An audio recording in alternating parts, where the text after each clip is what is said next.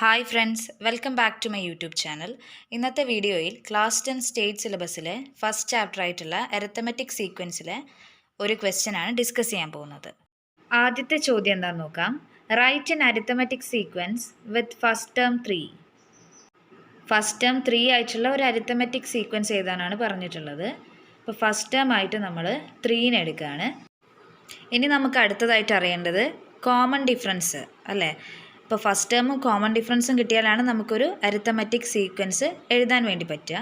അപ്പോൾ ഇവിടെ ഞാൻ കോമൺ ഡിഫറൻസ് ആയിട്ട് എടുക്കാൻ പോകുന്നത് 2 ആണ്. 2 എന്ന നമ്പറാണ് കോമൺ ഡിഫറൻസ് ആയിട്ട് എടുക്കുന്നത്. ഇനി ഫസ്റ്റ് ടേം 3യും കോമൺ ഡിഫറൻസ് 2 ആയിട്ടുള്ള ഒരു അരിത്തമെറ്റിക് സീക്വൻസ് എങ്ങനെയാണ് എഴുതുന്നതെന്ന് നോക്കാം.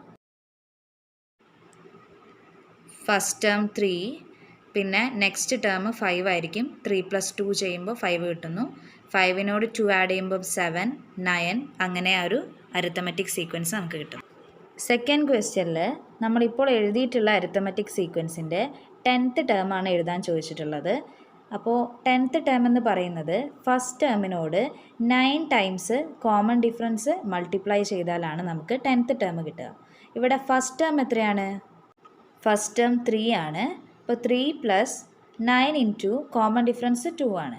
അപ്പോൾ 3 + 9 × 2 18 ആണ്. അപ്പോൾ ആൻസർ 21. ഇനി ഈ ഒരു ക്വസ്റ്റ്യൻ നിങ്ങൾ ഒറ്റയ്ക്ക് ചെയ്യാൻ വേണ്ടി ശ്രമിക്കുക. ഫസ്റ്റ് ടേം 4 ആയിട്ടുള്ള ഒരു അരിത്തമെറ്റിക് സീക്വൻസ് എഴുതുക.